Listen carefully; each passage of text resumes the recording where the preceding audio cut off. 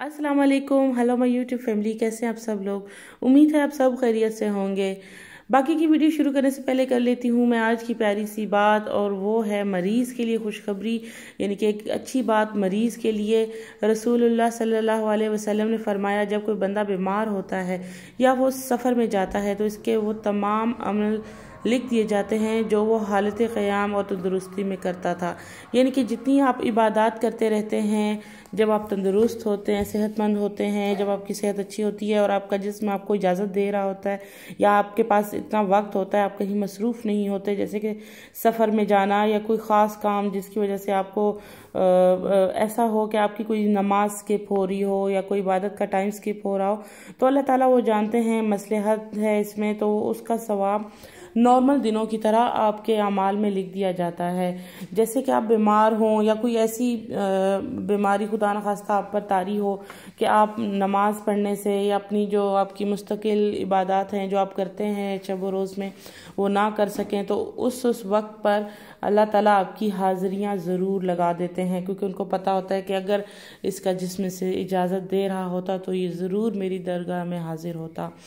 तो माशाल्लाह से अपनी जो है ना रूटीन में इस तरह खूबसूरती के साथ आप अगर आप भी, मैं भी, हम सब कोशिश करें, शामिल रखें लगातार और मुस्तकिल इबादत, तो क्या ही बात है कि जब कभी हम ना भी कर पाएंगे, खुदा न खास्ता कोई ऐसा दिन हम पर आ जाता है, तो तब भी हमारा वो सवाब लगातार रहेगा। मसाले साथ साथ मैं लिख रही हूँ, और अब चलते हैं अपनी वीडियो की तरफ। इसमें हल्दी और अजवाइन जो मैंने ऐड की थी वो सबसे खूबसूरत और मज़ेदार टेस्ट देगी इस मछली में।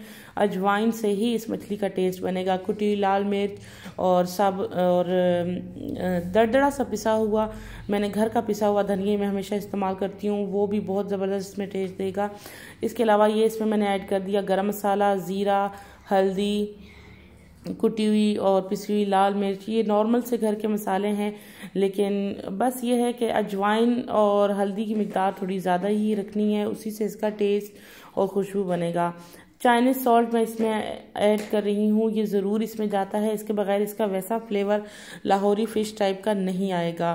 तो धनिया पाउडर भी जो है वो आपने बहुत बारीक पिसा हुआ इस्तेमाल नहीं करना, और बिल्कुल साबुत दाने भी नहीं डालने, दरमियाना सा पिसा हुआ आपने डालना है। ये तकरीबन 2 बड़े चम्मच इसमें लहसुन अदरक चला गया। अब मैं इसको अच्छा सा मैरिनेट करके मिक्स करके रखूँगी। सिरका इसमें तकरीबन 5 से 6 बड़े चम्मच चले गए। इसको मैं मैरिनेट करके तकरीबन ओवरनाइट रख दूंगी, और फिर इसको मैं नेक्स्ट डे कोशिश करूंगी पकाएं। आप मैरिनेशन चाहे चिकन की करें चाहे फ़िश की करें, उनको जितना ज़्यादा आप टाइम दे सकेंगे ना आपने दे देना है, कम टाइम नहीं देना। और इस मछली के अंदर बहुत ज़्यादा जैसे पानी निकाल के टोकरी में रख कर और बिल्कुल खुश करके मसाला लगाते हैं, इस तरह से नहीं लगाना। सिरका भी ऐड किया और थोड़ा सा इसमें पानी भी मैंने छोड़ दिया था, बिल्कुल इसमें से पानी निकाला नहीं था। यही वजह है कि मसाला जो है वो मछली के अंदर खूब अच्छी तरह से पेनिट्रेट कर जाएगा, क्योंकि मछली तो फ़ौरन से ही पक जाती है, तवे के ऊपर रखते ही ये पक जाती है।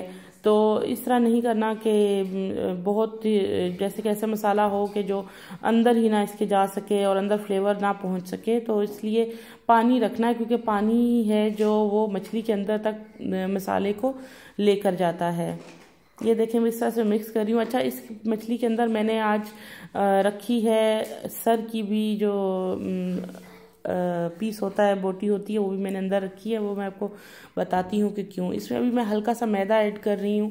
पहले मैदा ऐड करना है, बेसन भी इसमें जाएगा लेकिन वो बाद में जाएगा।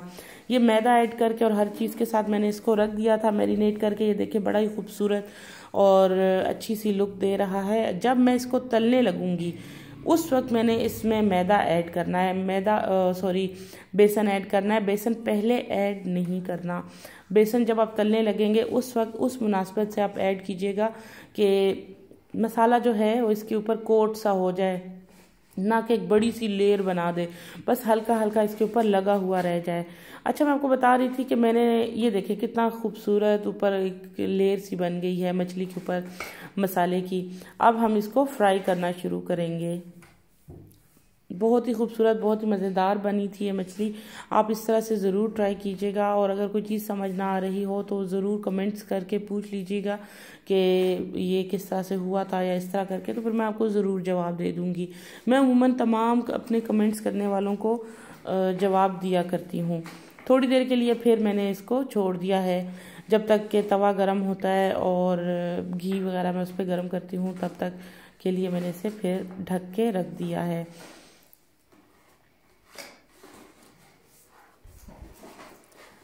अब मैं इसको फ्राई करना स्टार्ट कर रही हूँ हल्की आंच पे।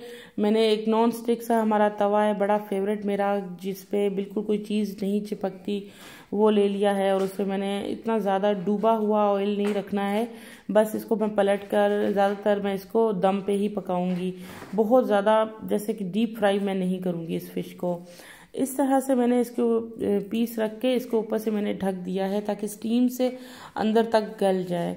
तो इंशाल्लाह ये अभी मैं ढक्कन हटाऊंगी तो आप देखिएगा कितना खूबसूरत जो है ना ये लग रही होगी फिश।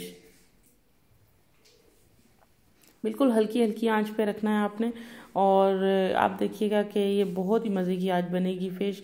एक छोटी सी दावत थी आज, और उसमें देसी मुर्गी का सालन बना हुआ था, पुलाव भी बन रहा था, और मैंने साथ में एक फ़िश भी तैयार की थी। और बस ये सोचकर कि फ्राई फ़िश जो है, अभी जाता हुआ मौसम है सर्दी का, तो ज़्यादातर लोगों में ये मिथ है कि सर्दी में ही ज़्यादातर फ़िश खानी चाहिए। हालांकि ऐसा नहीं है। फ़िश के लिए मैंने एक और वीडियो बनाई है जिसमें आपको वाज़ेह होगा कि हम मछली कब कब खा सकते हैं और क्यों खा सकते हैं, इसमें क्या ख़ास बात होती है। ये जी यहाँ पर बन रहा है पुलाव। अच्छा, मैंने आपको बताया कि इसके अंदर मैंने सर की बोटी जो है वो भी ऐड कर ली थी। मैंने कभी भी सर की बोटी नहीं खाई थी और हमेशा मैं वेस्ट कर देती थी, उठाकर किसी को दे देती थी, या जैसे कि फेंक दी या बिल्ली को डाल दी, या इस तरह। मैं कहती थी कि सर की बोटी खाने का क्या मतलब फ़ायदा है, तो मैं उसको फजूल ही समझती थी। फिर इत्तेफाक ऐसा हुआ कि मैंने एक दिन वो सर की बोटी जो है, मछली के सर की बात कर रही हूँ, बड़ी खूबसूरत सी बनती है, गोल सी। ये देखिए जी हमारा पुलाव माशाल्लाह इतना प्यारा निखरा निखरा खिला खिला रंग है इसका, पीला सा, बहुत ही फेवरेट रंग है इसका। तो वो बोटी जो है ना, मैं आपको बता रही थी कि मैंने ना फ़िश की वो खाई, और वो अंदर से इतनी टेस्टी, उसके जो फ़िश का जो गोश्त सर की बोटी से अंदर से निकल रहा था, वो इतना टेस्टी था। मैं ये कहूँगी कि मछली का जो सबसे टेस्टीएस्ट पार्ट है वो इसके सर की बोटी का है, और मैं वो हमेशा से मिस कर रही थी। मतलब मैं वो फेंक देती थी, ज़ाया कर देती थी, और मैं समझती थी कि इसको क्या हड्डी को मैं पकाऊं, थोड़ा सा गोश्त निकलता है उसमें से, लेकिन इंतहाई लाजवाब होता है। आप अगर मेरी तरह कर रहे थे तो ऐसा करके देखें कि उसको पकाकर और खा कर देखें, फिर आपको पता चलेगा कि कितना ज़बरदस्त, कितना टेस्टी बाइट है वो। एक मछली मैंने फ्राई करके उतार ली है, और अभी दूसरी जो बार है मैं मछली डाल रही हूँ। और इस तरह से आप भी मछली बनाएं और कमेंट्स करके ज़रूर बताएं। यकीनन ये बहुत डिफरेंट बनेगी आपकी बनाई हुई बाकी मछलियों से, तो कमेंट्स करके ज़रूर बताया करें और अपनी आरा से आगाह किया करें। ये देखिए माशाल्लाह से खूबसूरत सी प्यारी सी लुक हमारी लाहौरी फ्राइड फ़िश की। इस दावत को 4 चांद लग गए थे इस फ़िश की वजह से। बाकी दोनों चीज़ें कॉमन थी, यानी कि पुलाव और शोरबे वाली देसी मुर्गी। तो ये वाली जो फ़िश है ये सबको बहुत पसंद आई थी। मिलते हैं अगली वीडियो में। अल्लाह हाफ़िज़।